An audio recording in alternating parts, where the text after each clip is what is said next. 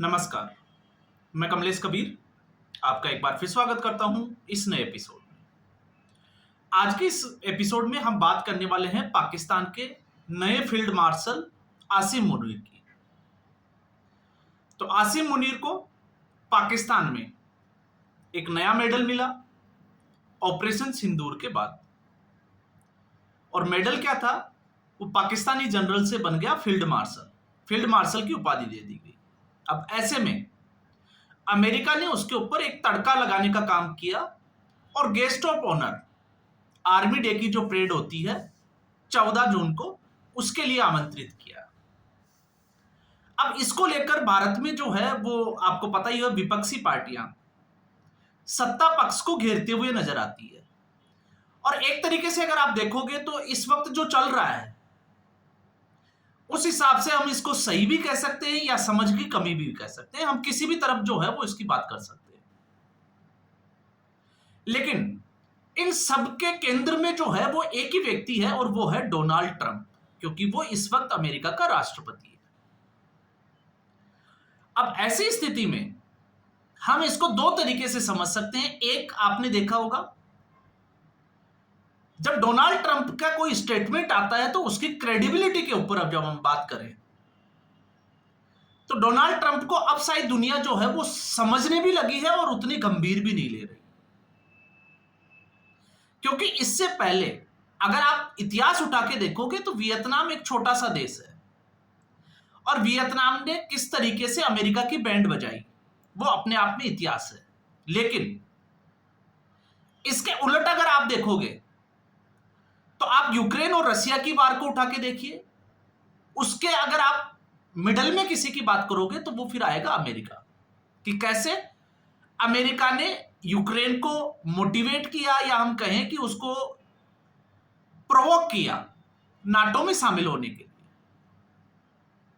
फिर उसको हथियारों की सप्लाई की बात की, उसको मदद करने की बात की, और फिर उसके बाद में अमेरिका को लगा कि अब यहां पर बस की बात नहीं है, तो फिर अमेरिका धीरे धीरे जो है वो पीछे हट गया। और आज यूक्रेन की क्या हालात है आप खुद सोच कर देखिए। और अमेरिका ने ऐसा कौन सा तीर मार लिया आप ये भी देखिए। क्योंकि आज भले ही अमेरिका के जो सेंट्रल कमांड के यूएस सेंट्रल कमांड के जो जनरल है कुरिला, वो अगर ये कहते हैं कि उनको कोई बाध्य नहीं कर सकता कि वो भारत के साथ में उनके रिश्ते हैं, तो क्या वो पाकिस्तान के साथ रिश्ते नहीं रख सकते? तो पता उनको भी होना चाहिए कि अमेरिका की इतनी हैसियत नहीं है, भारत की इतनी हैसियत तो है कि जब रशिया और यूक्रेन के बीच में युद्ध चल रहा हो तो भारत उस यूक्रेन युद्ध को, यूक्रेन और रशिया वार को रुकवाकर अपने छात्रों को वहां से निकाल सकता है। और भारत वो देश है जो यूक्रेन से भी जो है वो बात करता है और रशिया से भी बात करता है। और आप देखिए रशिया के साथ फिर भी भारत के रिश्ते खराब नहीं हुए। अमेरिका ने दबाव डाला कि रशिया से तेल ना खरीदे, लेकिन भारत ने रशिया से तेल भी खरीदा और यूरोपियन जो कंट्रीज थे उनको सप्लाई भी किया। तो ये भारत जो है वो पहले भी कर चुका है। लेकिन अब जब चुनौतियों की हम बात करते हैं, अब जियोपॉलिटिक्स में जो है वो इसमें जो लोग इसमें ज्यादा समझ रखते हैं उनको शायद जरूर पता है, क्योंकि इस वक्त एशिया कॉन्टिनेंट और भारत जो है वो उभरती हुई अर्थव्यवस्था है। दोनों उस दिशा में जा रहे हैं जिस दिशा में पहले चाइना के बारे में और अमेरिका की जो है वो सोच हुआ करती थी। तो आज चाइना कहां है और अमेरिका कहां है आप सोच के देखिए। अब ऐसी स्थिति में कोई भी देश ये नहीं चाहेगा कि भारत जो है वो इस गति से, इस रफ्तार से जो है वो आगे बढ़े और विकसित भारत की बात करे। तो ये एक बहुत बड़ा कारण होता है कि किसी भी व्यक्ति को चढ़ते हुए जो है उसको किस तरीके से नीचे लाया जाए। और आपने देखा होगा इससे पहले जब बांग्लादेश में तख्ता पलट हुआ, उससे पहले श्रीलंका में हुआ, नेपाल का हमने देखा, तो एक के बाद एक भारत के पड़ोसी देशों में क्या हुआ पूरी दुनिया ने देखा और किस तरीके से डीप स्टेट ने उसके लिए फंडिंग की। अब वो क्यों की जाती है उसका अंदाजा आप लगा सकते हो, क्योंकि दूसरों को जो है वो डिस्टर्ब करके अपने आप को सुपर पावर बनाए रखना, ये अमेरिका की सोच में पहले से ही था। अब ऐसी स्थिति में बांग्लादेश में तो यूनुस खान जो है वो सीधे तौर पे कह ही चुके हैं। अब क्यों कह चुके हैं? क्योंकि आप शेख हसीना के काल का जो है वो आप बांग्लादेश और अब तख्ता पलट के बाद का बांग्लादेश आप स्टडी करके देखिए, आपको अंदाजा लग जाएगा। इसके अलावा अगर आप देखोगे तो अफगानिस्तान में अमेरिका क्या कर रहा था, आप अगर उसके इतिहास को देखोगे तो आपको पता चलेगा कि कैसे जब रसिया ने अफगानिस्तान में क्या किया और उसके बाद में अमेरिका ने पाकिस्तान के साथ मिलकर अफगानिस्तान में क्या किया और फिर अफगानिस्तान को किस हालात में छोड़ के भागा। तो ठीक उसी तरीके से उसी राह पर जो है वो पाकिस्तान चल रहा है। पाकिस्तान भले ही जो है वो इस बात को लेकर खुश हो रहा हो कि अमेरिका जो है वो उनके आर्मी जनरल को बुला रहा है, तो अमेरिका की ये फितरत है। और ऐसा नहीं है, जब आप फैक्ट्स चेक करोगे तो उससे पहले अमेरिका ने जियाउल हक और इसके बाद में परवेज मुशर्रफ और अब तीसरे नंबर पे आते हैं आसिम मुनीर, तो उससे पहले भी 2 पाकिस्तान के आर्मी जनरल को बुलाया है। और जब जब अमेरिका ने जो है वो पीठ तपतपाई है, तब तब पाकिस्तान का क्या हश्र हुआ है पाकिस्तान ने देखा भी है। तो अमेरिका जो है वो अपना गेम खेल रहा है। तो धमकी, जिन लोगों को लग रहा था कि डोनाल्ड ट्रंप की जो क्रेडिबिलिटी है, तो उनको अंदाजा होना चाहिए कि जब इजराइल ने ईरान के ऊपर जो हमला किया, स्ट्राइक की, तो उसके बाद में भी डोनाल्ड ट्रंप का जो है वो स्टेटमेंट आया उसी तरीके का।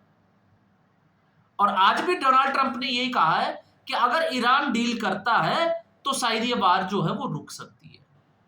तो ये ठीक वही स्थिति है जब भारत और पाकिस्तान के बीच में तनाव की स्थिति थी, तब भी अमेरिका जो है वो इसी तरीके के स्टेटमेंट दे रहा था।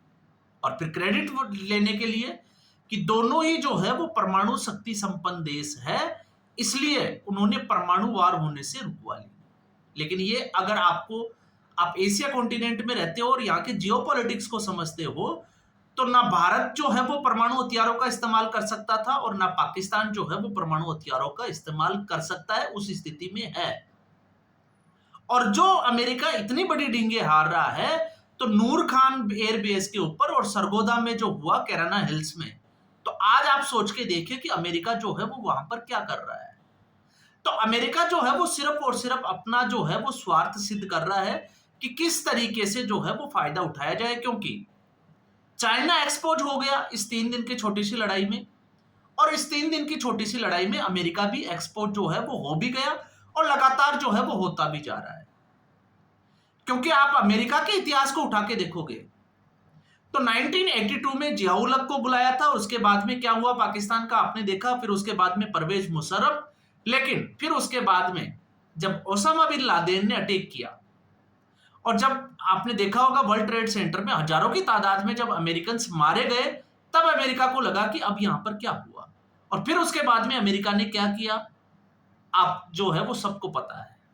और अब तक के ये अगर आप किसी को देखोगे तो पाकिस्तान के हवाले से पाकिस्तानी लोग क्या कहते हैं कि उसके बाद में पाकिस्तान की कितनी आबादी जो है वो मारी गई।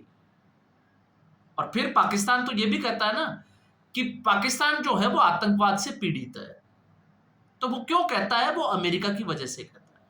जबकि अगर आप देखोगे तो आतंकवाद को पैदा करने वाला कौन है, पाकिस्तान। तो पाकिस्तान अपना खामियाजा जो है वो भुगत रहा है और अमेरिका वही खेल खेल रहा है जो वो 1980s, 1970 या 1960 में कर रहा था। अब हालात जो है वो जरूर बदल गए हैं, क्योंकि जियोपॉलिटिक्स में आप देखोगे तो अब इस परिस्थितियां बदली है, क्योंकि उस वक्त यूएसएसआर हुआ करता था, लेकिन आज जो है वो यूएसएसआर 1992 के बाद में टूटकर जो है वो कुछ टुकड़ों में बट गया। तो रसिया जो है वो कमजोर हुआ तो अमेरिका सुपर पावर बना। फिर अमेरिका जो है वो सुपर पावर बना तो उसके बाद में चाइना ने उसको पछाड़ा और चाइना जो है वो सुपर पावर बन गया। तो अब एक ये भी डर है कि कहीं भारत जो है वो इस स्थिति में ना आ जाए, और इसके लिए प्रयास भी किए गए। और प्रयास क्या थे आपको पता होगा, 2020 के बाद से जो स्थिति भारत में बनी है, लगातार जो है वो कोशिश किया गया डीप स्टेट के द्वारा कि भारत को अनस्टेबल किया जाए। और अनस्टेबल कैसे किया जाए, किसी भी तरीके से यहाँ पे जो है वो रिजिम चेंज होना चाहिए, लेकिन रिजिम चेंज नहीं हुआ। तो आप समझ सकते हो कि 1 साल का जो आंदोलन चला वो अपने आप जो है वो प्रधानमंत्री नरेंद्र मोदी को आगे आना पड़ा और उसके बाद में माफी मांगकर उसको विड्रॉ करना पड़ा। तो अगर हम ये सोचते हैं कि केंद्र सरकार जो है वो इसके जो है वो जानकार नहीं है या कूटनीति जो है वो कमजोर है या समझ नहीं रखती, तो मुझे लगता है कि हम लोगों की जो है वो वास्तविकता में थोड़ी सी जो है वो गलती है, क्योंकि सरकार को पता है कि इसको जो है वो कहां तक और किस हद तक जो है वो देखना है, सहन करना है और कहां तक लड़ाई लड़नी है। इसीलिए आपने देखा कि पहलगाम का जो हमला हुआ उसके बाद में ऑपरेशन सिंदूर से जवाब दिया गया, और जब सीज फायर हुआ तो हमने जो है वो सरकार के इस फैसले की आलोचना की। उनमें से मैं भी शामिल हूं, क्योंकि हम भी चाहते थे कि ये लड़ाई जो है वो एक दो दिन और चलनी चाहिए थी, ताकि पाकिस्तान को और ज्यादा सबक सिखाया जाना चाहिए। लेकिन उस स्थिति में अगर आप देखते हैं कि अगर भारत जो है वो पाकिस्तान का युद्ध लंबा चलता है, जैसे रसिया और यूक्रेन, तो क्या भारत इसको अफोर्ड कर सकता था, या भारत की जो है वो इकोनॉमी को कितना नुकसान होता। तो ये भी एक जो है वो देखने वाली बात थी, और उसको देखते हुए जिस तरीके से डिसीजन लिया गया, तो उसके बाद में जो चीजें सामने निकल कर आ रही है, तो उससे लगता है कि भारत सरकार जो है वो परिपक्वता के साथ में उस तरीके के फैसले ले रही है। तो इसलिए मैंने पहले ही कहा था कि विपक्ष की जो पार्टियां हैं, डोनाल्ड ट्रंप के स्टेटमेंट का सहारा लेकर जिस तरीके से सरकार को कटघरे में खड़ा करने की कोशिश करती है या कर रही है, तो वो भी अपनी जगह जो है वो सही है, क्योंकि इस वक्त डोनाल्ड ट्रंप ने इस पूरी दुनिया में स्थिति ही ऐसा पैदा कर दी, क्योंकि वो हमेशा जो है वो कंफ्यूज करने वाले बयान देते हैं, कभी इस तरफ बोलते हैं तो कभी इस तरफ बोलते हैं। लेकिन मुझे लगता है कि इसमें जियोपॉलिटिक्स को समझना चाहिए, उसकी स्टडी करना चाहिए, और उसके बाद में एक आकलन करके एक स्थिति में, एक निर्णय की स्थिति में पहुंचना चाहिए कि इस वक्त जियोपॉलिटिक्स में क्या चल रहा है। जैसे इजराइल और फिलिस्तीन सबको लग रहा था, लेकिन इजराइल ने ईरान में जो है वो स्ट्राइक करके एक ऑपरेशन लॉयन जो है वो स्टार्ट कर दिया। तो उसके पीछे का मकसद क्या है, उसकी तैयारियां पहले से ही क्यों थी, और आखिर इजराइल ने इसको किया क्यों? अगर आप इसको समझने की कोशिश करोगे तो फिर शायद जो है वो अमेरिका को समझने में बहुत आसानी होगी। तो आसिम मुनीर कल जैसे कि जो है वो 14 जून है, तो ऐसी स्थिति में पाकिस्तान भले ही खुश हो रहा हो, लेकिन पीटीआई, या आपको पता होगा क्योंकि पुरानी जो पार्टियां हैं वो इसको समझ चुकी है कि पाकिस्तान में क्या होने वाला है, इसलिए पहले ही जो है वो खून खराबे की जो है वो बातें पाकिस्तान में चल चुकी है, और पीटीआई ने तो पूरा जो है वो बंदोबस्त कर रखा है कि वो किस तरीके से आसिम मुनीर का विरोध करेगी, कहां पर, अमेरिका की धरती के ऊपर। तो कल का सिनेरियो जो है वो क्या बनता है, उसके बाद में हम इसके ऊपर जो है वो एक बार फिर से जो है वो बात करेंगे कि आखिर अब ये किस दिशा में जा रहा है। तो फिलहाल इस एपिसोड में इतना ही। उम्मीद करूंगा वीडियो एपिसोड आपको पसंद आया होगा। वीडियो को लाइक करें, शेयर करें, चैनल जरूर सब्सक्राइब करें। धन्यवाद।